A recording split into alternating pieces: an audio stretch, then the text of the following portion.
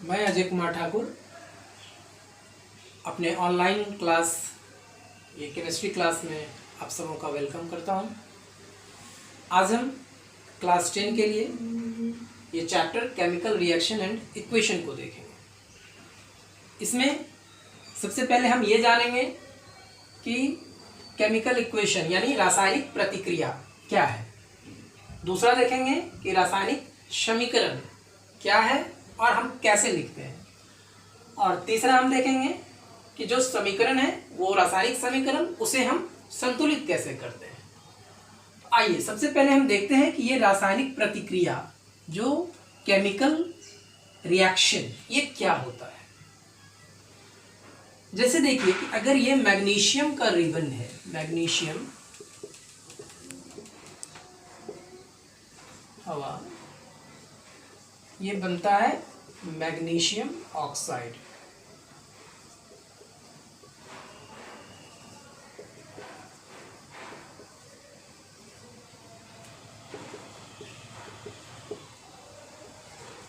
श्वेत अवक्षेपी आता है। यानी जब हम मैग्नीशियम के रिबन को एयर हवा, जो कि हवा में ऑक्सीजन गैस उपस्थित है, उसके साथ गर्म करते हैं तो मैग्नीशियम ऑक्साइड जो श्वेत अवक्षेप है वो प्राप्त होता है।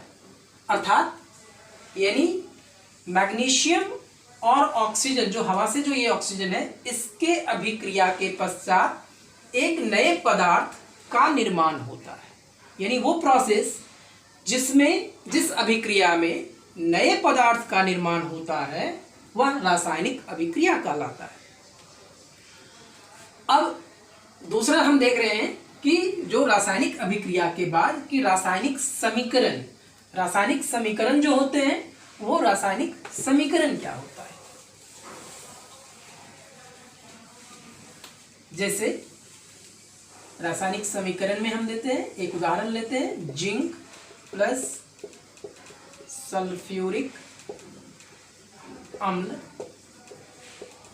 ये बनता है zinc sulphate plus hydrogen gas. अब एक सबसे समझने वाली बात है कि जो रासायनिक अभिक्रिया होती है उस रासायनिक अभिक्रिया में जब भी उत्पाद का निर्माण होता है तो उसमें क्या क्या चेंजेज आते हैं, क्या क्या बदलाव आते हैं। उसके कलर, रंग बदल जाता है, अवक्षेप आता है, तापमान में परिवर्तन होता है। तापमान में परिवर्तन के साथ साथ जो है उसका जो है ऑर्डर यानी वो चेंज हो जाता है। तो हम ये देख रहे हैं यहाँ पे कि ये जो अभिक्रिया है इस अभिक्रिया में ये हमारा कहलाता है अभिकारक और ये कहलाता है उत्पाद। यानी जो रासायनिक अभिक्रिया होती है, जो प्रतिक्रिया में जो पदार्थ प्रतिक्रिया में भाग लेता है उसे कहते हैं अभिकारक, तथा प्रतिक्रिया के बाद जो नए पदार्थ का निर्माण होता है उसे कहते हैं उत्पाद यानी प्रोडक्ट। तो इस अभिक्रिया में जो हम कि इसको समीकरण में लिखने जा रहे हैं तो या तो कोई उस अभिक्रिया के लिए सिंबल यानी संकेत और सूत्र के द्वारा निरूपित करते हैं जिसमें अभिकारक और उत्पाद को लिखते हैं। तो यहाँ जो मैंने उदाहरण लिया है जिसमें जिंक और सल्फ्यूरिक अम्ल जो एक नए पदार्थ जिंक सल्फेट और हाइड्रोजन गैस का निर्माण हो रहा है, तो इसको जब हम सूत्र में और संकेत में लिखते हैं तो Zn प्लस H2SO4 ये बन गया zinc sulphate plus hydrogen gas.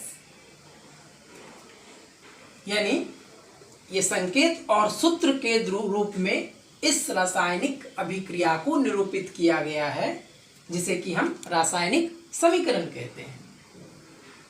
अब ये जो समीकरण है, इस समीकरण को जो रासायनिक समीकरण मिला है, इस समीकरण को हम संतुलित कैसे करेंगे उसके बारे में जानते हैं।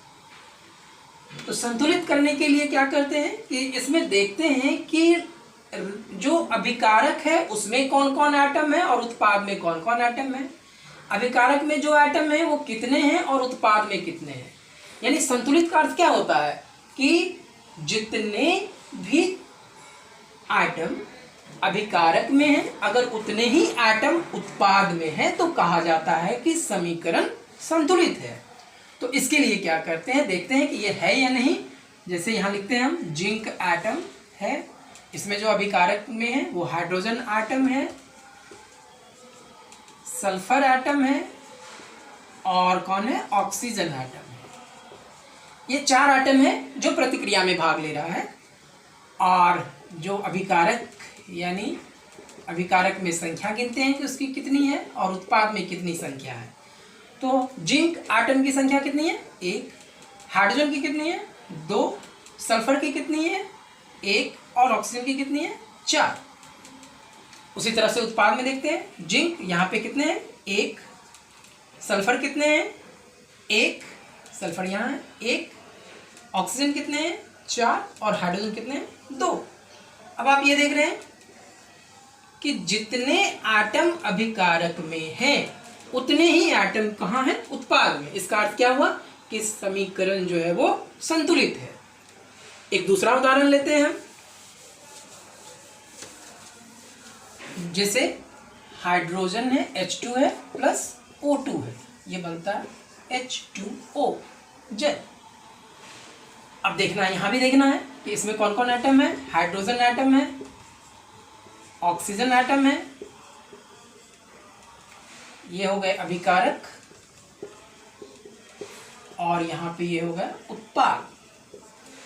अभिकारक में हाइड्रोजन कितने हैं, 2 और ऑक्सीजन कितने हैं, 2। अब यहाँ देखना है कि यहाँ चूंकि ऑक्सीजन 2 एटम है, यहाँ पे ऑक्सीजन कितना है, 1।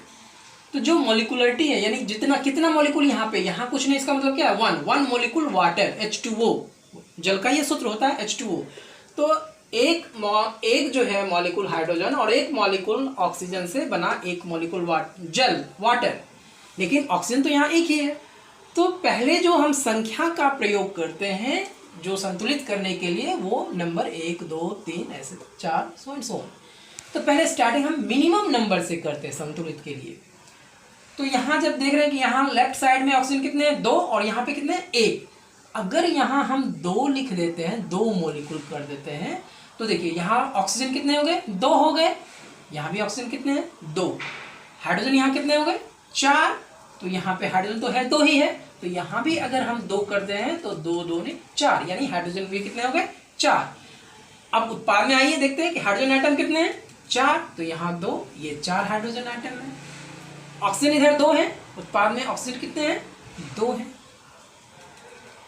ठीक है, तो ये जो है, अब यहाँ पे थोड़ा सा देखना ये है, गौर करना कि जो अभिकारक में हाइड्रोजन एटम अब कितने हो गए, 4 हो गए। पहले 2 था, अब कितने हो गए, 4। तो ये देखिए, ये 4 अगर हाइड्रोजन एटम थे, अभी 4 हो गए अभिकारक में और 4 कहाँ कितने हो गए, उत्पाद में। ऑक्सीजन एटम 2 अभिकारक में और 2 उत्पाद में, अर्थात समीकरण क्या हो गया, संतुलित हो गया। तो इस प्रकार से एक्सरसाइज में और आपके NCERT की बुक में भी बहुत सारे रिएक्शन हैं, इस आधार पे आप उसको संतुलित करके देखें।